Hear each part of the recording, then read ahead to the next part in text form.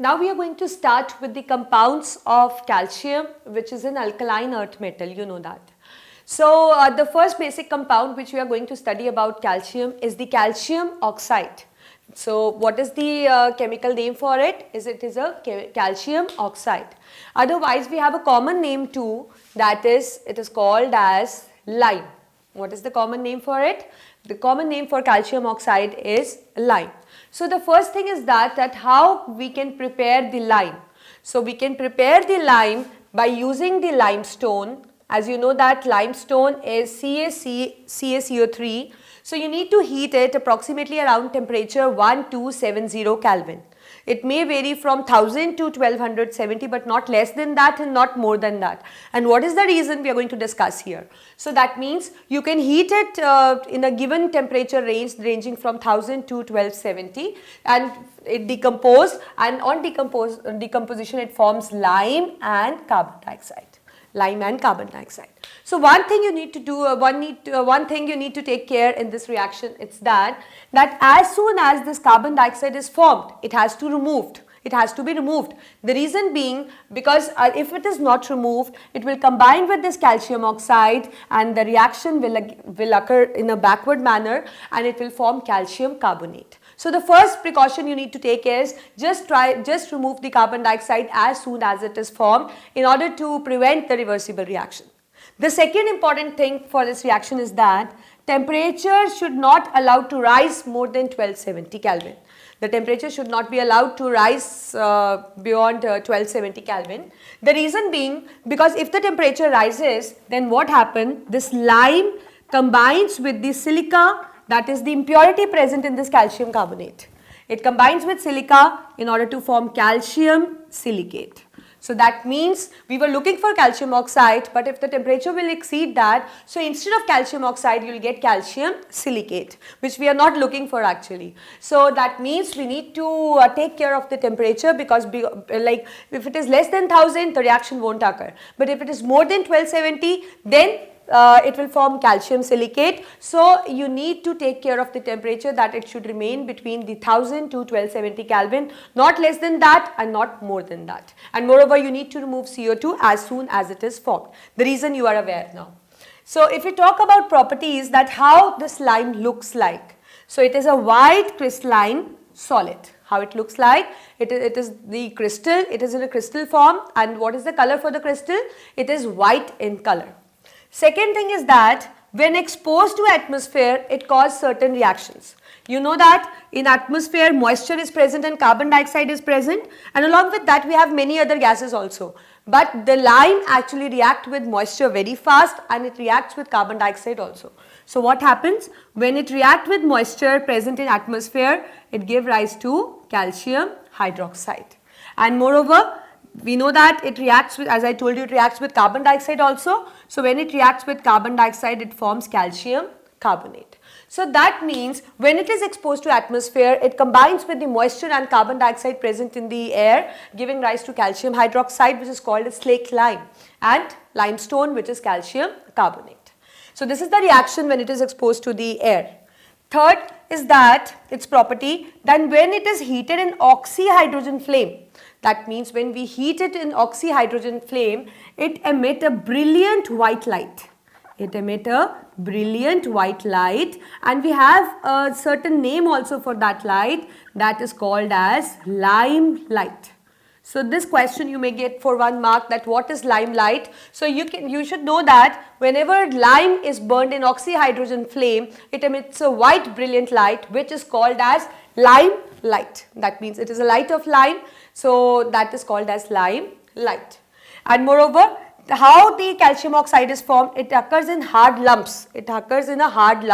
So we cannot use those hard lumps for any purpose. So what we need to do is that we need to break these hard lumps. And how we do that? We add water to it. So when we add water to the hard lumps, they break, and you can see an identification property is seen because it is an exothermic reaction. A tremendous heat is released, so it produces a hissing sound, and after mixing with water, what does it form? it forms calcium hydroxide, which is slaked lime. So it is also called as slaking of lime. This process is also called as slaking of lime.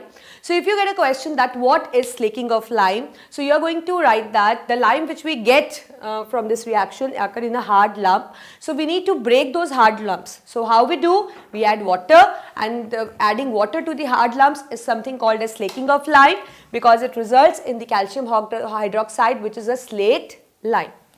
Next is that how they behave with acids. I am going to write the reaction here. Suppose I have the lime, I am going to take an acid, let's say hydrochloric acid. So how the reaction occur? We know that it is going to react with this, and moreover we know the valencies also. See, whenever you are doing the reaction, the first step is that just write the valencies. So you need to be familiar with the valencies properly, because the chemistry language is the chemical reactions, and the chemical reactions occur only with the chemical equations, and there you need to make use of the valencies, right? So see, like I have wrote the valencies, so the reaction becomes very easy to solve now. It becomes calcium chloride with water. Right, so this is what is a reaction which occur when it is mixed with acid. Likewise, I can take an example of some other acid. Let's take sulfuric acid. So what happened? Again, I'll write the valencies. It's like this. So obviously calcium is going to react with the sulfate, because positive ion react with the negative one. So we get calcium sulfate with water. So this is actually a kind of neutralization reaction, because we know that calcium oxide is a metal oxide and metal oxides are basic. And here we are mixing with the acids. So acid and base give rise to salt with water, and we know that the name for the reaction is neutralization. So this shows that, so if you get a question like this, that how can you prove the nature of calcium oxide? So you are going to say that we are just mixing with an acid because it forms salt and water. So just it proves that it is a basic in nature, because it is showing a kind of neutralization reaction. So this is how it reacts with acid. Now moving on to this, that how they react with ammonium salts. So let us take an example of ammonium salt. Let's say ammonium chloride. So I am mixing with lime. Again, to do a reaction, I have told you, with just you need to write the valencies. So it is 2 positive, 2 negative, ammonium is positive and chloride is negative. So this is going to react with this. So what we'll get? We'll get calcium chloride. Ammonium ion is always liberated as ammonia, and what we are going to get is water. So this is how it is going to react with the ammonium salts. Like I have done it for ammonium chloride, you can do it for ammonium sulfate, ammonium phosphate, whatever ammonium salt you can take actually. Next, reaction with coke. You have lime. I am mixing coke. You know that coke is a powder form of carbon only. So it contains only carbon. So what do you get here? You get calcium carbide plus carbon monoxide. This is actually a reaction which is involved in the preparation of alkynes, which we did in organic chemistry, where we were preparing the alkynes. So there what we need is, we need a calcium carbide. So calcium carbide is prepared by this method by reacting the coke with the lime. So when coke reacts with lime, it forms calcium carbide plus carbon monoxide.